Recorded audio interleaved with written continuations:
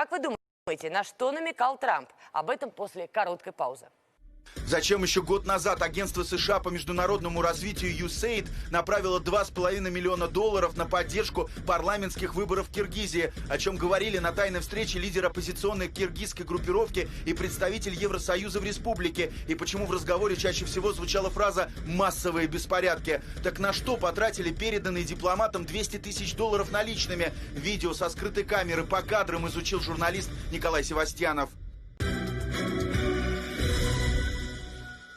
Это «Открытый эфир». Мы продолжаем говорить о событиях в Киргизии. Я напоминаю, там вспыхнули акции протеста после итогов парламентских выборов. Многие с ними не согласились. Итак, в этой связи хочу показать вам новость от 2019 года. Агентство Соединенных Штатов по международному развитию USAID намерено направить $2,5 миллиона на поддержку парламентских выборов в Киргизии в 2020 году. То есть вот на эти самые выборы, которые и прошли. Об этом говорится в документе, с текстом которого ознакомились журналисты RT. Я напомню, что в кресле главного героя Константин Кнырик. Ваши аплодисменты. А теперь давайте попытаемся понять, как могли потратиться эти деньги, кто и сколько и за что, главное, получил. Микрорасследование от Николая Севастьянова. Внимание на экран. Нечистоплотность некоторых участников избирательного процесса зашкаливает. Причем именно тех, кто пытается сегодня оспорить результаты. Вот ролик, появившийся в сети еще до того, как выборы состоялись. На нем запечатлена встреча лидера одной из оппозиционных группировок Чон Казат Максата Мамыктанова с директором отдела политики, информации и прессы представительства Евросоюза в республике Раймондсом Виргинсом.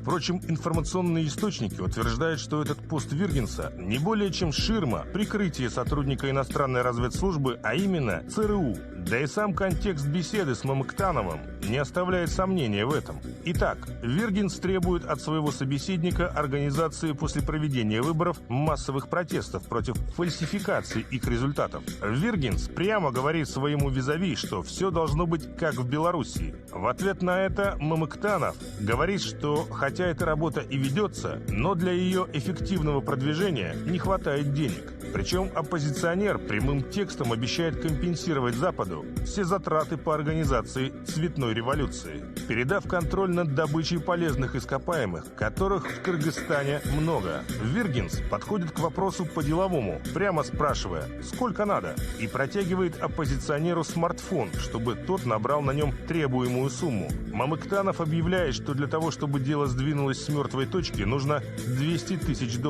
а окончательную сумму, которая, очевидно, гораздо больше, он, не произнося вслух, набрал на смартфоне. Итак, требует организации массовых протестов.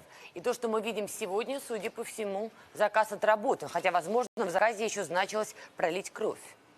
Ну, пока кровь есть, но мне так представляется, что эта кровь недостаточная все равно. Не та, которую они планировали, потому что им нужно Киргизстан поджечь по всем направлениям, чтобы в идеале произошло разделение страны. Мы уже не первый год... На север и юг вы имеете в Конечно, виду? мы уже не первый год слышим эти прогнозы, что гражданская война в Кыргызстане, она возможна. То есть понятно, что да, нам это много раз уже говорили, пока это, слава богу, не оправдалось. Тем не менее, от этого никто не отказывается, потому что Кыргызстан выбивает не только из-под России, но и из-под Китая.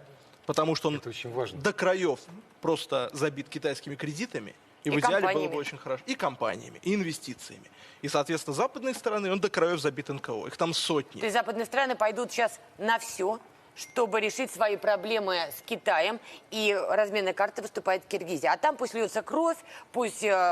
пылает костер. Ну, когда Запад это останавливал? У них всегда было достаточно конкретных бизнес-интересов, даже конкретных западных компаний, чтобы целые страны погрузить в пучину гражданской войны. Но Константин Кнырик не со всеми тезисами согласен? Поясните, да. да. Момент как бы первый и самый главный. Цель любого Майдана – это скорейшая интеграция в органы власти своих людей. Да? Если не получается интегрировать через демократические институты, мы назначим. Не получится назначить, значит мы будем действовать через силу, мы будем захватывать здания и прочие процессы. Сегодня этот, ну, давайте говорить, третий, да, Майдан, условно, каждый из предыдущих, да, киргизский, он был результативен в количестве, увеличения количества своих людей. И тут не важна идеология. Они могут быть пророссийские, прокитайские, проамериканские, они могут чтить Великую Отечественную войну, они могут презирать героев Великой Отечественной войны. Это не имеет для американцев никакого значения, от слова совсем. Главное, чтобы эти люди исполняли то, что нужно заказчику. Больше никаких задач нету. Поэтому Дело в том, что в Средней Азии появился они новый очень игрок. грамотно воспользовались этим историческим противодействием между севером и югом.